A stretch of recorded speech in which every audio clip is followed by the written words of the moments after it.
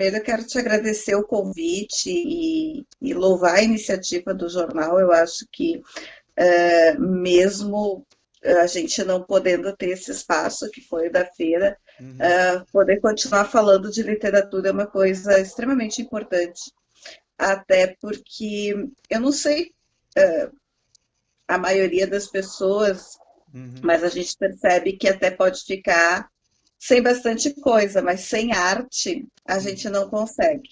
É Né? verdade. A arte mantém a nossa sanidade mental num período de exceção como esse que a gente está vivendo nesse momento. E tu é uma escritora, né? Dá aulas também, né? Uhum. Além de criar história, você passa adiante, né? Essas histórias. É, na tua Eu tento, vida, hã? eu tento. Na tua vida, qual é a importância? É o teu, né? É o teu trabalho. Qual é a importância da leitura na formação das pessoas, de uma sociedade, de um cidadão?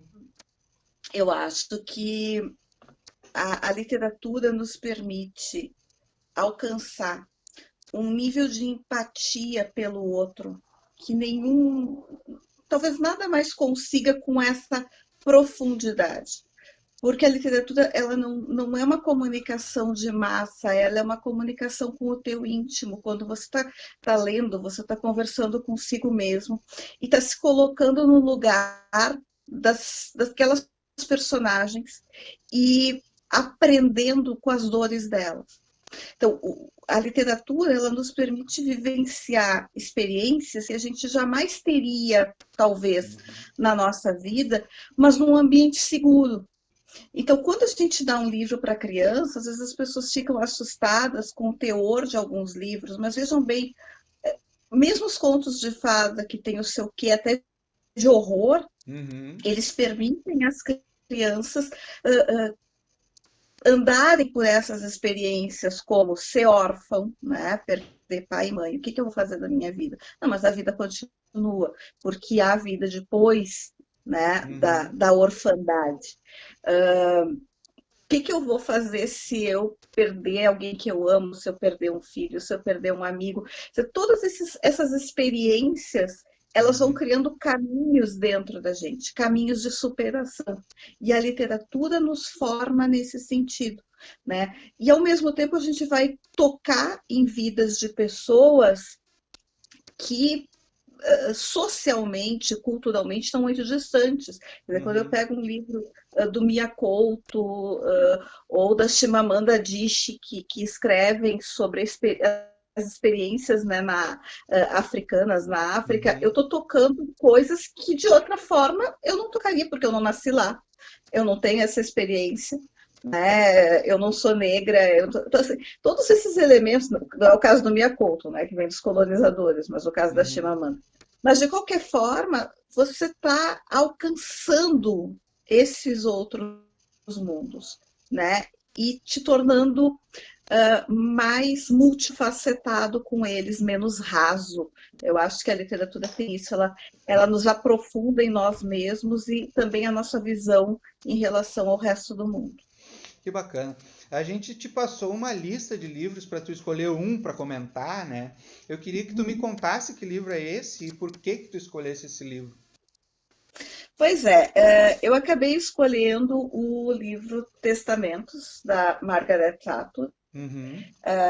Eu sou uma grande fã da literatura da Margaret Atwood, desde que eu li o Conto da Aia, do qual Testamentos é uma continuação, né? E Uhum. foi por isso que eu escolhi também, porque queria chegar, né, nessa continuação, até porque Conto da Aia, quem leu, né, ou assistiu a série, como eu te falei, eu confesso que eu não tive condições psicológicas de assistir a série depois de ler o livro, porque ele é um livro muito, muito desestabilizador, Uhum. né? Ele é um livro que mexe com medos, com receios de caminhos sociais, né? A Margaret Atwood, ela tem uma, uma pegada na literatura dela que é essa de tentar ver a mulher dentro de uma sociedade que a reprime, que Uhum.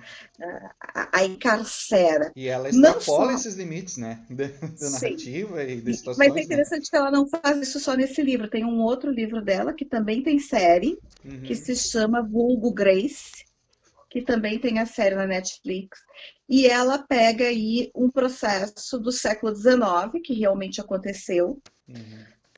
e tenta entender aquela mulher que foi considerada culpada de assassinato naquele período, né? Uhum. Que é também uma imigrante. Ela tem, a Grace tem muitas semelhanças com a Offred, né? Que é a personagem dela do Conto da Aia. No Testamentos, ela segue essa história, só que 15 anos depois do Conto da Aia, e focando em três personagens, né? A tia Lídia, que é uma personagem que a gente pode assimilar, né, aos carcereiros de campos de concentração, porque ela Uhum. é essa criatura, né, que faz aquela lei que a gente acha absurda ser cumprida, Sim. né? E mais duas jovens, uma, a filha da Offred, que foi separada dela quando ela se torna uma aia, e a outra, se eu disser quem é, eu vou dar um spoiler do Conto Sem da Aia para spoiler. quem não leu. Então eu vou deixar, tá? Mas é uma outra jovem. E essas duas jovens, e assim, foi o que me encantou nesse livro. Ele, apesar dos pesares, ele é um livro de todas as dores que ele traz, ele é um livro mais cheio de esperança do que o Conto da Aia.